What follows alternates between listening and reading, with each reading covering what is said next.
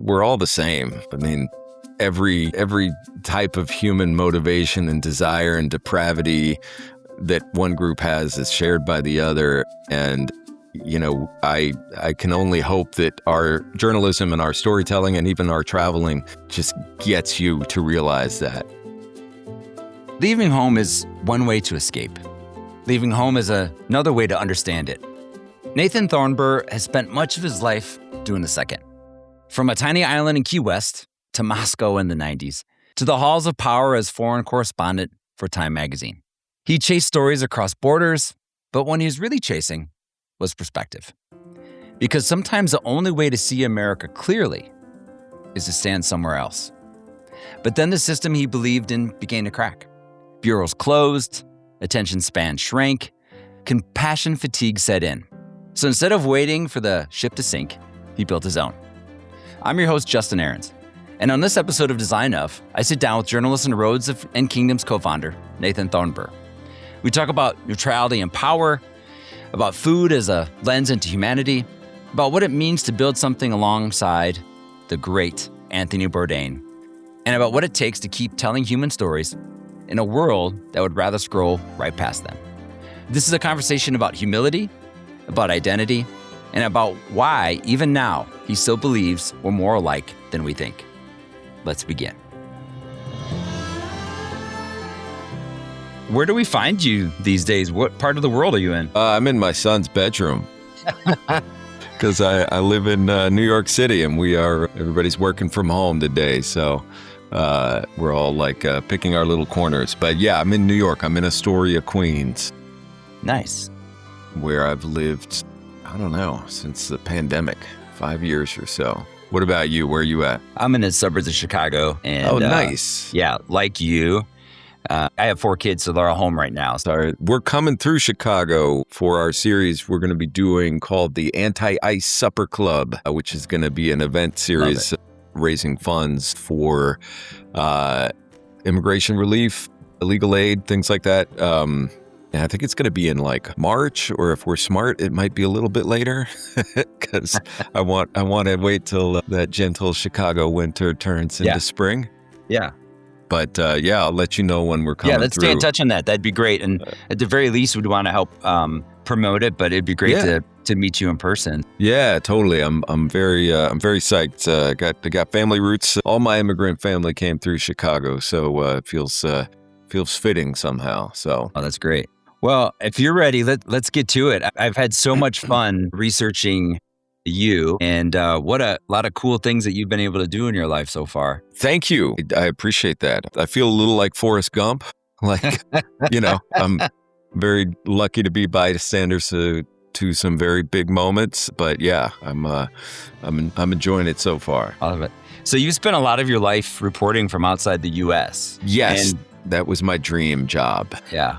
Well, when did leaving America become the fastest way for you to understand it? It's a good question. I did in my early childhood. I grew up on a tiny island, Key West, Florida, which is 3.5 by 1 miles long and in the middle of the frickin' ocean. And I didn't leave a lot. And I think, nobody does because it's like the land of the lotus eaters. It's so nice. You just kind of hang out and fish and, ride your bikes around the island. So it did leave me this feeling of distinctly wanting to go and see more and do more. And I got to live there with a grandfather who'd been very imprinted by his experiences fighting in the war. My grandmother ran a French restaurant. She was a Francophile and loved going to France and, kind of talked about Europe. And so it was this mix of me being from a very small, beautiful, but very small and kind of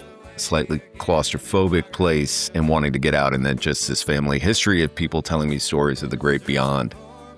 So I went to go live with my father in San Francisco, and even that was for high school, and even that was not quite enough. I spent my senior year in Germany in the eastern part, developed a severe affection for kind of dark, blustery Eastern European ways And that was it. I was just kind of off to the races. I just, it's nothing quite like getting to explore different languages, different cultures, different politics, food, everything. It just kind of hit from a very young age. And after that, I was just kind of chasing. Wow. So was there a specific moment abroad when your sense of America's identity cracked or shifted? It's a good question. I mean, I was, you mentioned you have children. My children are teenagers. I recognize a lot of myself in them. I was insufferable as a teenager. I had a lot of identity issues too. I was trying on a lot of things. I remember going to Germany, and even though I couldn't speak German when I got there, I knew enough. I had studied some Russian. I started rolling my R's, not to even pretend I was from anywhere in particular, but just to not sound American, So I was one of those guys. I just had a hard time being American at that point. I mean, this was during, the first Gulf War, and I hadn't quite learned how to be an American overseas, to be honest. So I think there was always that sense of we have to enter rooms with a unique humility as Americans. Now, I feel the same way about Chinese travelers. I feel the same way about Russians in the places that they kind of overwhelm with visitors, Indians. There are superpowers and there are colonial superpowers, and that's a burden that we have as a member of one of those, I think, to just try to set yourself up with a humble first step, I guess. So yeah, no, I totally understand that. In fact, it's embarrassing. My first trip to Europe, in hindsight, I realized I was that obnoxious American. And about 20 years after that, I went to Africa, and many trips after that, and just realized exactly what you were just sharing. And it was embarrassing, but it was also a great life lesson to realize that who am I to think I can just roll into this place that isn't my home and do all the things. So I felt that, and I think about that actually often. I will say, I mean, this is not probably speaking to direct, things that I may or may not have done that were obnoxious American things, but I have also learned especially in the time that I had living overseas, you really learn to appreciate what America does have. And ultimately I had a chance to move to Russia, as a teenager and go and work there. And I decided to come back, and I went to college in California, and I met a Californian woman, and I ended up spending my life with her.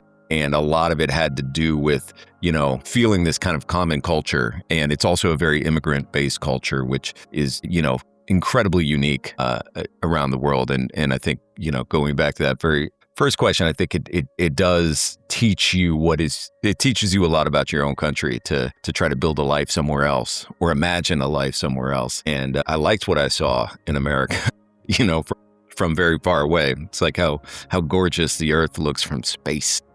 Yeah.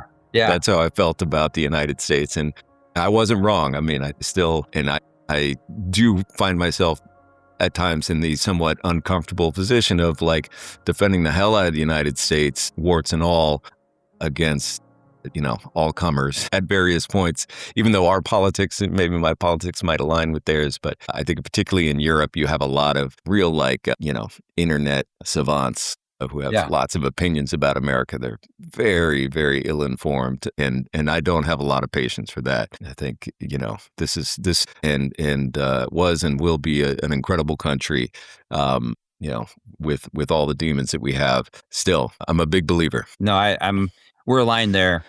And there's so many things to get from where we just were to where you are now. So let's try to get there in our time. So you just kind of threw something out just really subtly. So what were you doing in Russia? I went over originally to teaching English gig. I love the literature. I speak Russian, although, worse and worse every day. And then I was trying to set up an exchange program over there in Moscow in the early 90s. I went back. I finally got a chance to go back as a journalist in the mid-aughts. And that, for me, was kind of what I'd always wanted to do. I'd written for the Moscow Times from the U.S. just about diaspora Russians and Ukrainians. And to be able to go to Moscow and return as a journalist was great, because my first journalists I ever met in my life were, I was just kind of homesick. So I went to Rosie O'Grady's, which was an Irish bar, and I was maybe 19 or something, and would just drink with these British guys, mostly British and Canadians, and they had amazing stories, and they were such great shit talkers, and they were so much fun. And I was like, this is my tribe. I could get with this, and I still know some of those guys from those early drinking days. And so Moscow was really the beginning of my love for journalism in that way, because it's such a fascinating story. It's also a kind of a wild, good time. Unfortunately, it's all gotten a lot darker than that, and I do not foresee myself being able to go back while the current regime is there. That was, for a long time, kind of my North Star for journalism and where it could take me. Yeah, let's talk about that. So you ended up being a foreign correspondent for Time magazine? That's right. Yeah, that was I started, at the bottom. I was like a stringer in Seattle, and kind of slowly worked my way up through the politics beat in New England, and moved to New York, and from there really got to do a lot of the foreign assignment stuff. Unfortunately, I had these dreams of, and this, we'll get to Roads and Kingdoms, but my dream was to go to lead the Moscow bureau. Or to go work and be a part of that. By the time I got the juice internally and was, in the position of power where that might have happened, my job actually turned out to be to go to Moscow and shut the bureau down and hire a freelancer to just file stories. And it was that moment of decline really for the news media and for print news weeklies in particular that gave me a lot of pause, because I think a lot of the ideas of how I thought my career would go, and also just our industry would go, were kind of falling apart. We were just losing steam as an organization at time, and that really started to give me the impetus to think, all right, I need to build whatever ship I'm going to sail on this ocean. I think I might have to build it myself with friends, and that's what ended up happening. Well, before we move on to the next stage, from my maybe ignorant perspective, it feels like the idea of neutrality is starting to feel incomplete or sometimes non-existent. Like, what was it like for you back then? If you can give just our listeners a sense of what that's like, because in some ways it feels like being a foreign correspondent would be just like exciting and also just challenging with all the things you have to try to navigate and figure out. Am I glamorizing it or underplaying that? No, I mean, the ability to go into a place and basically say, take me to your leader. And because you were working for Time magazine in particular, you could, I got to interview a lot of potentates and heads of state, and that was really interesting access to the halls of power. But at the same time, you always had this challenge of trying to make sure that you weren't getting snowed, I remember the first time I ever went to Georgia, I met people who I'm close with to this day. I thought then, and I probably still think now, that they were kind of really bullshitting me on some key points, but because, we just relied on our local fixers and reporters, you really have to kind of use your own instincts and as much due diligence as you can do in a couple weeks to figure out, what's what. And that is a daunting task. That's what would keep me up at night. It's just making sure that I wasn't misreading this situation in some large sense. And I think that, was one of the great challenges of the job. But as far as objectivity, I mean, they always said that the second largest, kind of foreigner's house outside the U.S. ambassador in Moscow was the Time magazine bureau chief or something. I mean, you just never, you were in power in a way, as that kind of old line U.S. media. And I think that presented its own inertia, its own, kind of point of view. And one of the things I really loved about early internet writing, even in news, was that, people had license and were almost obligated at some point to explain who they were and where they were coming at this from. And it did kind of get past what I thought was always a bit of a fiction, that we were, just reporting without any perspective or any point of view. We had a definite point of view. It was a very centrist, kind of close to power, American mainstream point of view on everything. And that, that is its own that is not objectivity. It's not bad, but it's also not this kind of neutral voice of God thing that we, I think, kind of pretended that it was. No, thank you for that. So you've used like food, drink, and pleasure as entry points into difficult stories. So I'm curious, when does pleasure clarify the truth and when does it start to distort it? That is an interesting question. I think by the third drink, right? There's that line. That means it 2.5 drinks, 3, Yeah. where it's very clarifying and liberating, and then all of a sudden you're in the kind of throwing your arms around people and weeping over sad songs together. I find that as an entry point, it's incredibly helpful. And even when you're talking, maybe especially when you're talking about difficult things, it was one of the great epiphanies I had when I met my co-founder at Rose & Kingdom's, Matt Goulding, who was a food writer, and I considered myself a much more serious individual. The stories that I was doing, I found that he was every bit as smart and well-informed as I was about the politics and history of a place. He could just explain it while working on a story it was actually called There Are No Nachos in Mexico. That's the story he was writing when I met him. Great title. It's a great title. He had like 3 weeks to report that piece, and I had just gotten arrested in Cuba for, like retaliatory reasons, and I was working on a story that I tried to make entertaining and fun, but it was still going to be a Time magazine piece, and it was still going to be, I thought, under-resourced and not given enough real estate. And I met this food writer, and I was like, well, shit, like you don't have to get arrested to tell great stories. You can do something that is talks about something so universal that you can break through compassion fatigue. You don't have to treat people always as kind of either victims or villains. You can have just the basic humanity of this very common desire that we have to seek out food, to use food as comfort and guardian of tradition. That's all so common among everybody on earth that I think it's a great starting point to talk about even the most challenging places. Now, where does it stop being clarified? This is a definite, fear of mine that you always end up on the wrong side, because in the early days of the war in Syria, we were reporting pieces about, traditions and market stalls. And at what point are you just kind of going into the war zone asking like, hey, you got any good tacos here? That's what was that documentary now? Like when they were making fun of ICE and saying like, where's the best place to get Coke in Gaza or whatever? It's just like, there's an element where you can just be pleasure seeking in a way that is so tone deaf. So I am worried about that line. I know that we have always taken great care to make sure that we're not going to get anybody killed in this process, that we are being as safe as we can be with our freelancers, and knock on wood, we've managed that over the 14 years we've been in business. But you want to make sure that you're using food as a very like kind of measured way into the story, and not just saying like, man, but I know there's a war going on in Somalia, but they really know how to use cardamom. It can be overdone. Well, this feels like a natural transition from food into your connection with Anthony Bourdain. That is the question, right? I mean, are you, or have you ever been a journalist? I don't think so. I think I would. I like enthusiast. Sounds good to me. I like essayist. I mean, if I were really full of myself and trying to, but that's about it. I mean, I have a point of view, and I'm very aware of the fact that making television is a manipulative process.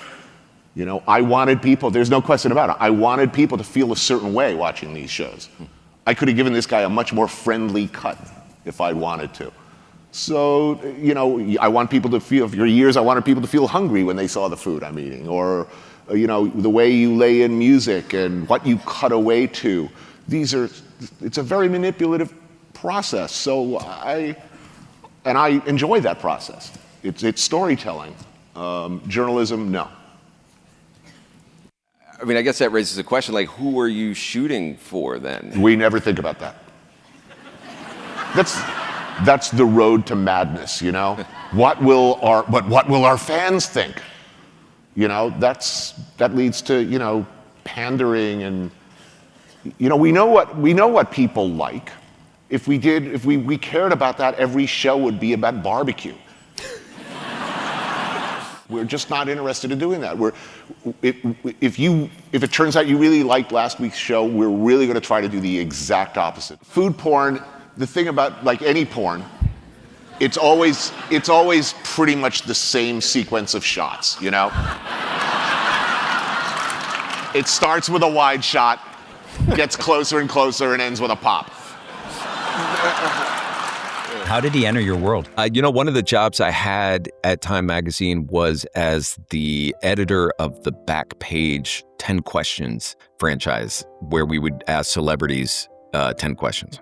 And it was something we did for the magazine. I was the editor of the front and back of the magazine at that point. I hated that job because, celebrity culture is fairly toxic, to use a newer word, but somebody in there, whether it's their agent or them themselves, somebody would just kind of make you feel terrible for having been involved with them at all. And I've met a lot of well-known people and hated them all, to be honest. And then in comes this guy who I didn't even choose. Like, I was not a Tony fan, but he took the subway in. He was, it was back in his leather jacket days. He and I had both had daughters right around the same time. We were just talking about that. He spent like an hour and a half just asking as many questions of me as I asked of him. He really wanted to know about the Baghdad Bureau and what people were eating there and like what life was like in foreign correspondence. And I was totally charmed because when he opened his mouth, he spoke in full paragraphs the way that you know him. He was every bit as eloquent and biting and righteous. And I think from that moment I was like, that is an interesting person. This is the first person I'm glad to have met in this particular gig that I had at Time. So when we started up a year and a half later, Matt had known him, I think, socially a little bit. And we both were like, yeah, if we're going to mix food and journalism in some new and authentic way, we should definitely let Tony know. And he would be a perfect person to partner on some level with. I have to say, he escalated from there. Like, he had a whole plan for why he wanted to get involved with Roads and Kingdoms. It quickly became for him, I think, a haven for a possible life after television. And he was so disciplined and focused and had so much clarity about, his own path that we were just like totally taken and ready to go on the ride. And it ended up being very much worth it. But we were the only company he ever invested in. This was not a habit of his, but he had a very kind of intentional plan with how he would partner with Roads and Kingdoms and how he could help us and how we could help him. Thanks for sharing that. Was there a time post Tony that you thought maybe it was going to be hard to go forward? Yeah, I mean, like every day, I think for years. Yeah, his agent had this interesting thing to say. Kim Witherspoon, very smart woman, she said when Tony first announced his intention to us in a public meeting somewhere, like, whatever these guys want to do, I'm in. Like, this is, I want to be with Roads and Kingdoms. She was like, he definitely means that, but just so you know, like, his shadow tends to cover even things that he wants to support and, have their own life. He ends up influencing them because his world is so big. And this was at the beginning of CNN. He was just getting bigger and bigger. And she was very right. So when he died, obviously we had personal loss to deal with, and just, from our relationship and really the as much as I admired him and enjoyed spending time with him, there were a lot of people who were very close to him in that way. But for us, then we also had the business side, which is we had a whole office in Brooklyn. And at that point, we had become a little part of like Tony Incorporated. So, we had to, eventually we lost all that money. We had to let everybody go and just come up with a new vision for things. But we had to do it without the guy who had for years been providing like such a North Star and also just like cold hard cash. He was such a great, he was like a pirate. He would do a lunchtime panel with Capital One and say, here's some of that money, like go and spend it on something weird. Spend it on like some dark, he'd always tell me like, just remember to keep it darker, more lurid and more transgressive. That was his advice. And that to me was an amazing partner because he would actually be able to fund these things we wouldn't have funded otherwise. So yeah, we lost a lot on that level. And it was actually a friend of his, the Spanish chef, Jose Andres, who was an old friend of my partner Matt's and a guy I'd gotten to know well. And he was the one who kind of, I think, got us out of our... By the way, I love him. He seems like an amazing dude. Is he an amazing dude? He's a hurricane. I mean, that was what I used to call him, Hurricane Jose, because he is just, he's so kinetic and he gets so much done. And he's just like, ideas are like shooting out of his eyeballs like flames.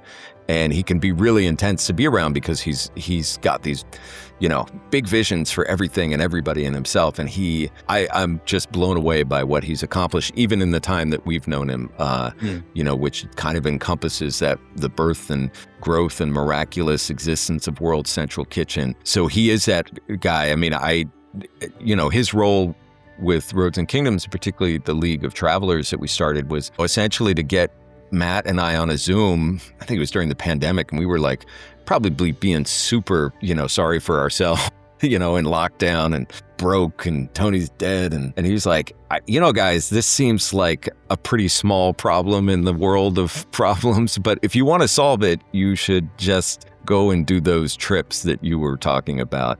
People love that. They'll travel. And once the lockdown's over, and then he gave us some money to go and start that part of the business. And that was it. I mean, it wasn't a long conversation and it wasn't particularly like gentle. I mean, he was kind of busting us up for being, such self-pitying dudes. And that's the power of Jose, I will never not listen to that guy because he was absolutely right. And he also helped put it in motion. He's not just spouting off, but he actually made it work. He said, go to Asturias, where he's from, like his original kind of native land. And it's a miraculous part of Spain. And we ended up having that be our first Spanish trip. And I was just talking to the guy that he works with, Jose, this morning, and we were talking about our next Asturias trip, and everything that Jose said in those 5 minutes of just breaking balls turned out to be very meaningful and a great business and a thing that's really sparked Roads and Kingdoms revival. So thank you for that.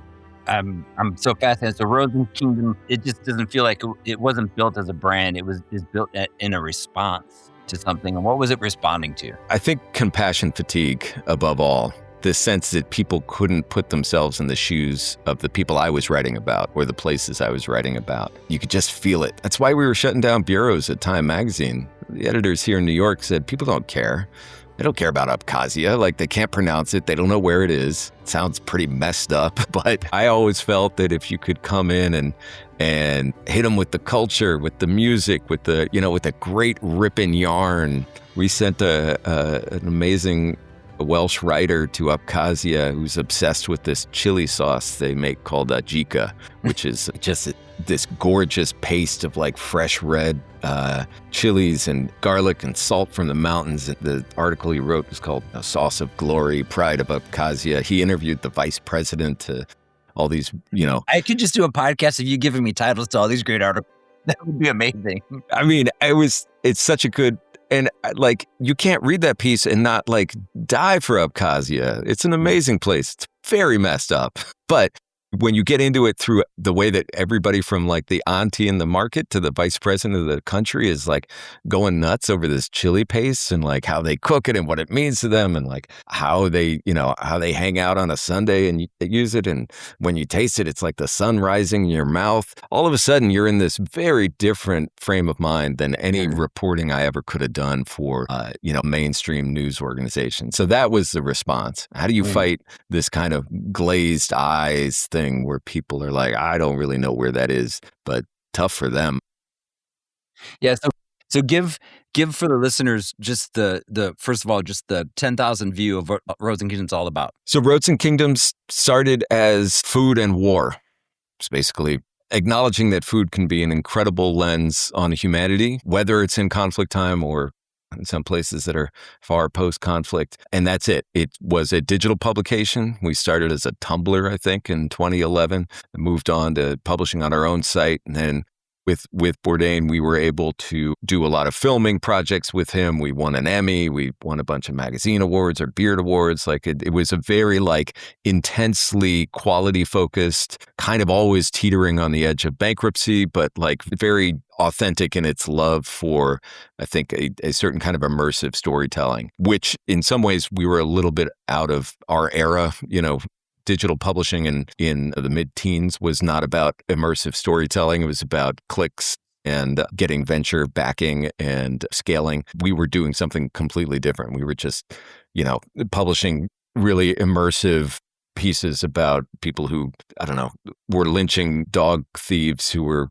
trying to sell dogs for meat to feed their meth habit in the Central Highlands of Vietnam. Like these were not listicles. Right. And I think that style of storytelling has remained with us, but that's what it was. Just always a very independent, very kind of rebellious minded publication. Now, when you're doing stories like, for example, like the one that you shared just as an example, like how are you getting and finding these leads and opportunities to share that contrast? A lot of it was the network of correspondents around the world.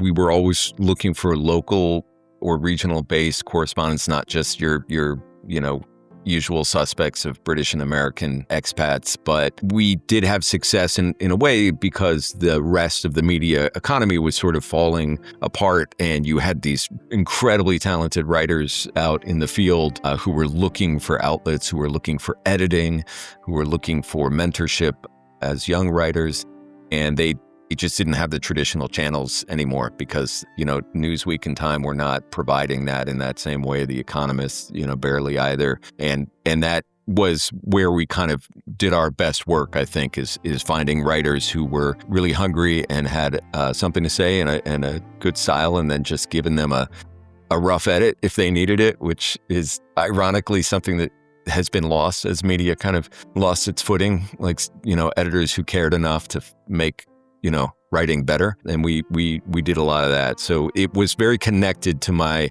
networks and my time when I was working at Time Magazine, but we were using them for a very different kind of storytelling. So since that moment till now, how is Roads and Kingdoms evolving, and what is the new brand? The new brand, my answer is I hope I'm being authentic when I say the new brand is same as the old brand. Like, I would love nothing more than to keep every ounce of that vibe and that energy that we had with Bourdain. The engine, the thing that's keeping us connected and really alive as a business is something I would not have expected when we started this, which is it's in life, like real life connections with people. So it's mostly through these trips that we're offering now, which are these very high-end, super curated kind of bits of living journalism that are week-long kind of very deep dives into our networks, into some of our favorite places, using food again as kind of the lens, but talking about everything of these,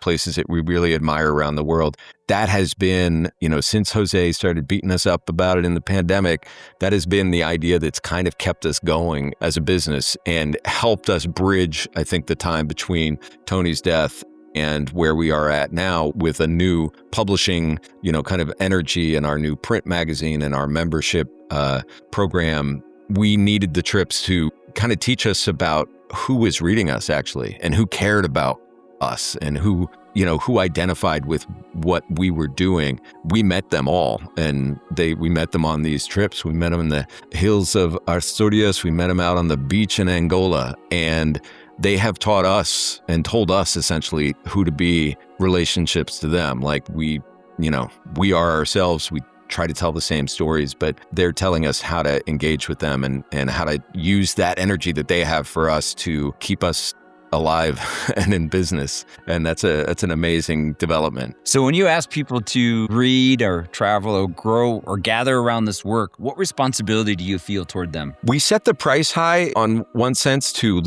put the pressure on us as well. One, we only do each of these trips one time a year, basically. So it's very, you're really capturing a moment, like a singular sunset, and you just need to nail it. So we put a lot of work into the logistics. We owe them that.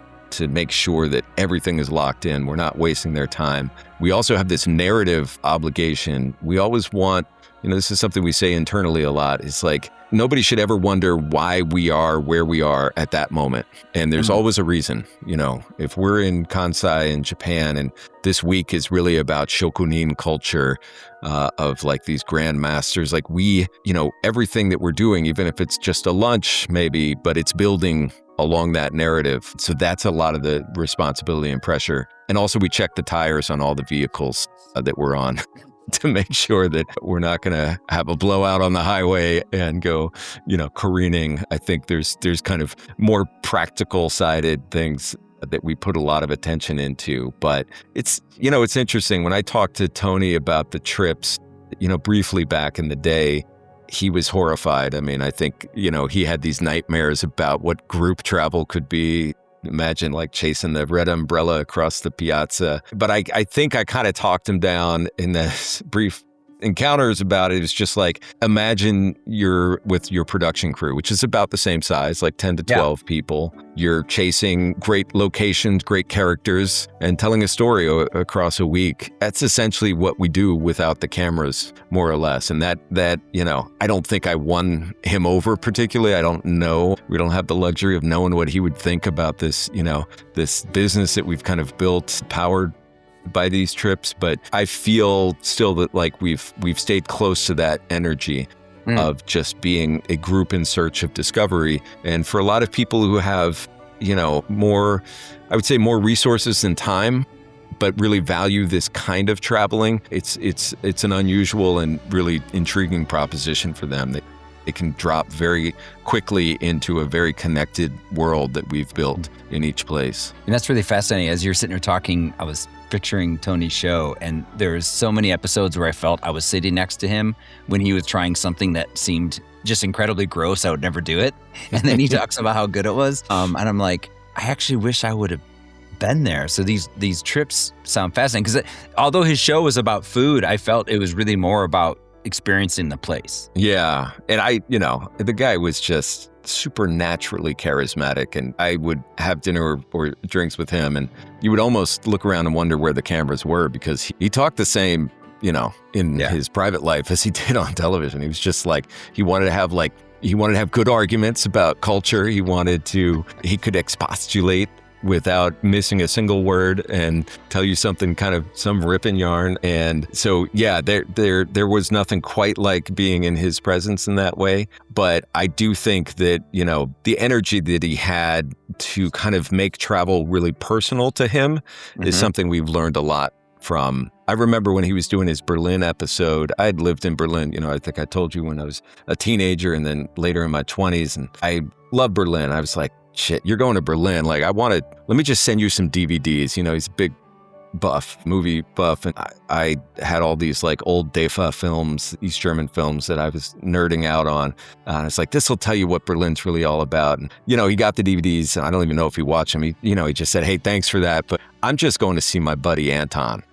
When I was a teenager, the real punk rockers were like with us. And so they were already like, no, punk's dead by the time we got into it, which is like 6 months. Hi everybody, this is Anton, and I'm going to tell you about what I did to make dinner. I used 2 legs of lamb. I need to get a paper towel. I washed them first, and I laid them down on a cutting board, and I stabbed them. And I sliced cloves of garlic into small slivers, and I inserted those into the holes. Then I rubbed the lamb with olive oil and covered it in sea salt and black pepper. And then I sliced potatoes and parsnips and carrots and a little bit of onions and laid a bed inside a glass Pyrex dish. And I stacked those in the oven, got them very hot for a second, and then I turned it all the way down to about 125, and I let it go. Anton Newcomb is a legend.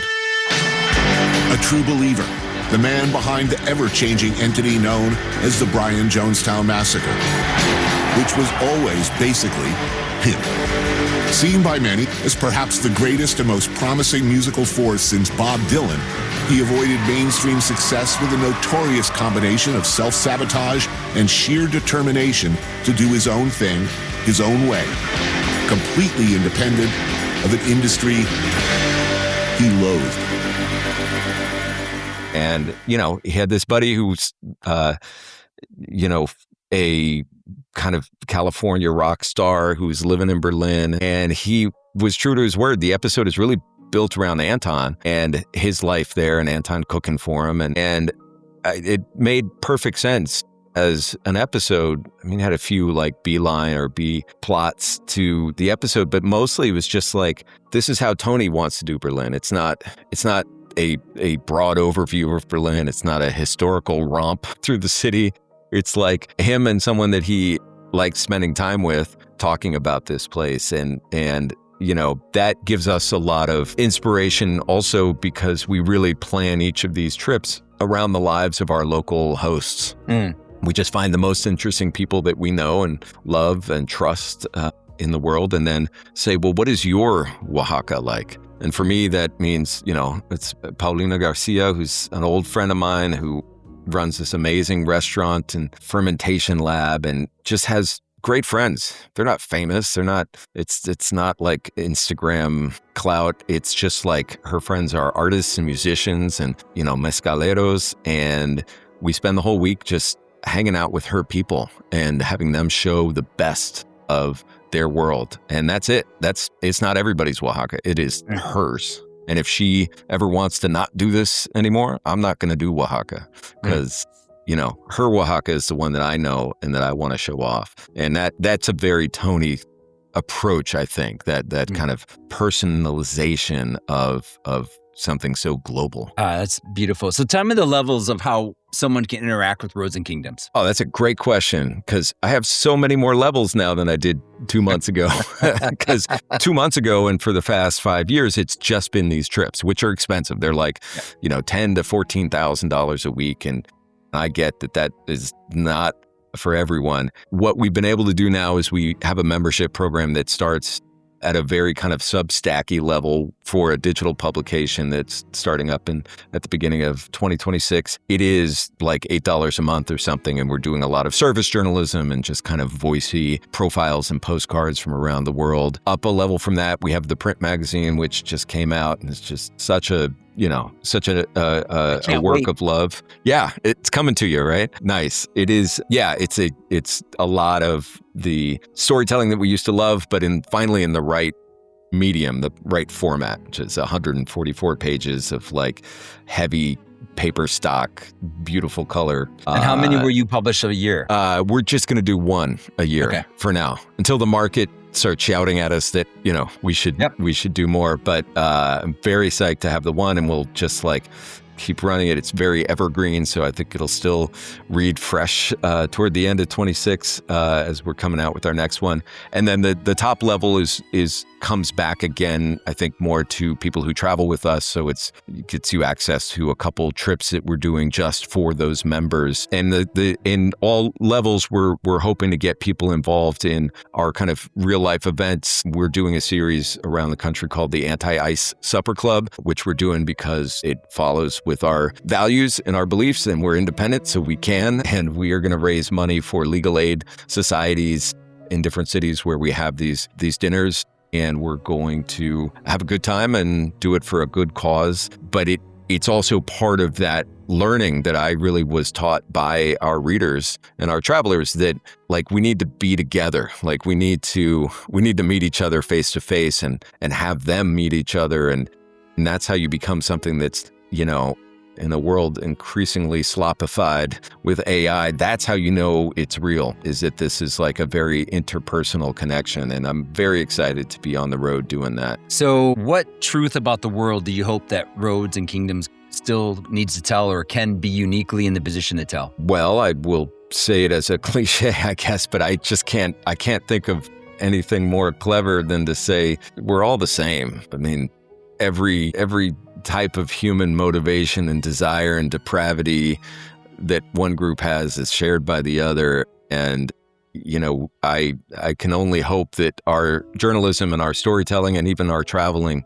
just gets you to realize that. I think that for me is, it's painfully, and especially in this season, hallmark, but it's true, damn it. And you have to be sharp in order to really hit that message home and make it compelling. You have to demand great photography and great writing and really good storytelling. But ultimately, it all comes down to that truth. I mean, there's a lot of suspicion and paranoia in this world right now, and I think about 99% of it is nonsense. And if we have any way to kind of communicate that perspective, I'll be very happy. Nathan, I'm going to tell you a little story, and I can cut this if this doesn't make sense.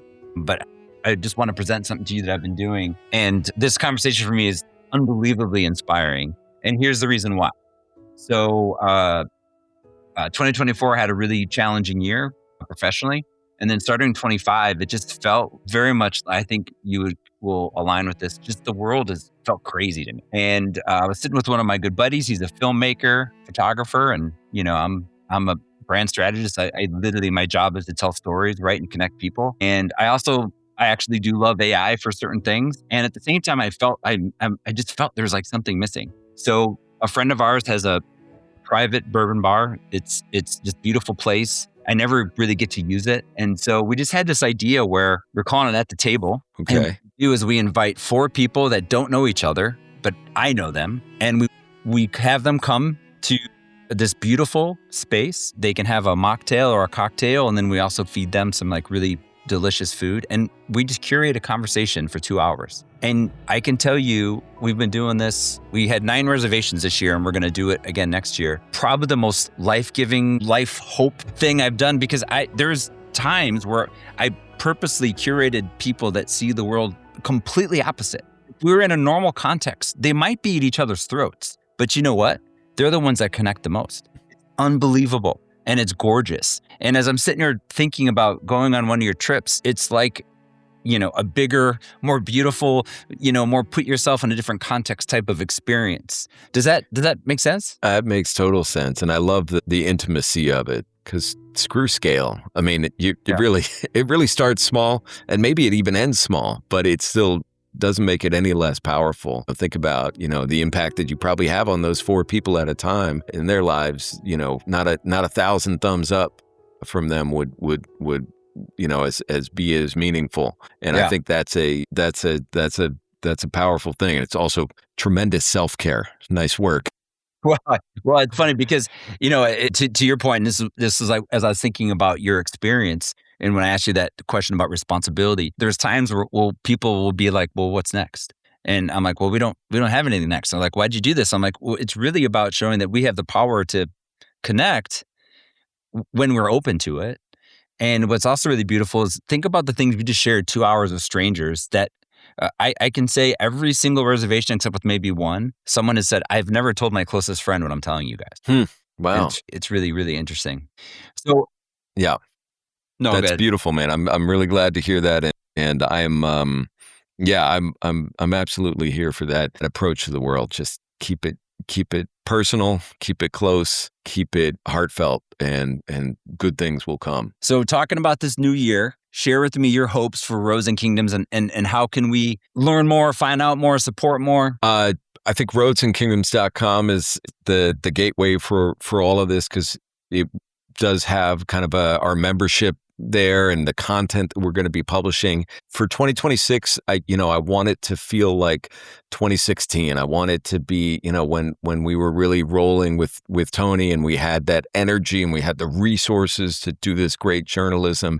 I feel like we can get back there, and it's even more powerful now because it's not one man, it's 1,000 people, and that's going to give us a really wide and strong stance to return to storytelling. And that's my hope. And it's going to be a very analog year for us. We're going to be on the phone, getting writers and photographers to go out and meet people and tell their stories and bring it back to us. And we're going to be publishing it all. And we're doing it in print. We're doing it on the website. And that's my dream. It's, it's already there. I'm just been really riding this wave of endorphins since we were able to put out the print issue, and just, seeing all the collaborators come together and really pitch in on this unique, one-of-a-kind project. It's special. It answers a lot of sort of a lot of things that I was lacking that I didn't even know I was lacking in my professional life. I think just to be able to put print together is really special. So that's the year. That's the vibe. I love it. Ooh, vibe. You got it in there again. All right. So my closing question is a two-parter. Going back to Nathan in the Irish pub, I think it was in Russia. And if you could go back, what would you tell him? What would you, or what would you think about what you're doing right now? I would tell him he's doing exactly what he should be doing. I think it's funny. You see with young people, they can actually they could be right where they need to be. But the anxiety is so high, and that sense of like, am I doing it right? Like, am I missing out on something? Is there something I should be doing or I could be doing that's not this? But, I have found my baser instincts, my love of Irish bars and weird, far-flung capitals. Even those things have turned out to be a building block for what has been a great career to help me see the world, support this family I love. Turns out I was doing it right all along. I counsel young people that talk to me, particularly in journalism, all the time. Just like, take it easy, take a breath. You're doing it right. Like, just follow what you're interested in, and the world will bend to you. So, in closing, do you and Matt ever just look at each other and giggle, or think about what would Tony say right now about some of the stuff you're doing? Yeah. Tony had a phrase for us. I think he called it grab ass when we were doing something that, because although we were partners, he was Uncle Tony always to us. I mean, he was a generation ahead of us and certainly a much more accomplished man. Anytime Matt and I were like in our cups or had, some strange idea, which wasn't that infrequent, I think grab ass was the going thing. So we do from time to time, just kind of check with each other. Is this grab ass? Yeah, I think this is. But again, even the things that were not Bourdainian that I knew that, he was like, again, with this thing, I celebrate that. That's who Matt and I are. And I think, as much as we miss Tony and all of us who worked with him and loved him, miss him, his message always was to just be himself, and that's something to take with us as well. So even if it means grab ass, we're just going to be ourselves. That's all right. Oh man, I'm excited that Roads and Kingdoms is here, and it's going to be itself, and you and Matt are at the helm. It's beautiful, and thank you so much for your time today, my man. So appreciated. I hope we can, to follow up on the themes. I hope we can actually meet in real life. That's obviously what is required. If there's a thread running along this conversation, it's this. You don't understand the world by standing above it. You understand it by sitting at the table, by listening longer than you speak, by entering rooms with humility, by letting a place change you. Nathan has reported from war zones, interviewed heads of state, built a media company from scratch. And yet what feels most radical about his work is its simplicity. Bring people together, tell the story honestly, make it human-sized. Roads and Kingdoms isn't trying to scale outrage. It's trying to fight that glazed-over compassion fatigue. It's trying to remind us that behind every headline is a kitchen, a neighborhood, a person. And maybe that's the real design here. Not of a company, not even of journalism, but of a life shaped by curiosity instead of certainty. Nathan, thank you for your honesty, for the humility, and for reminding us that we're more alike than we think. Before we go, a huge thank you to Sleeping at Last for providing the soundtrack to our show. Ryan's music brings so much depth and beauty. If you want more, visit sleepingatlast.com or search Sleeping at Last wherever you listen to music. And of course, a special shout out to our audio engineer, Steve Wick, who edited this show thinking, what's my favorite meal? We're firing 76 beefs, 34 chickens, okay? 12 French fries, 12 mash, now. Thank you. If this episode sparked something for you, please take a moment to leave us a rating or review on iTunes or wherever you listen. Share it with a friend, post about it. It helps us keep these stories going. Follow us on X at Design of Podcast and visit rule29.com to learn more about the show and the people behind it. Thanks for being here. And as always, keep noticing, stay curious, and design a life that matters. I'm Justin Ahrens. This is Design Of. We'll see you next time.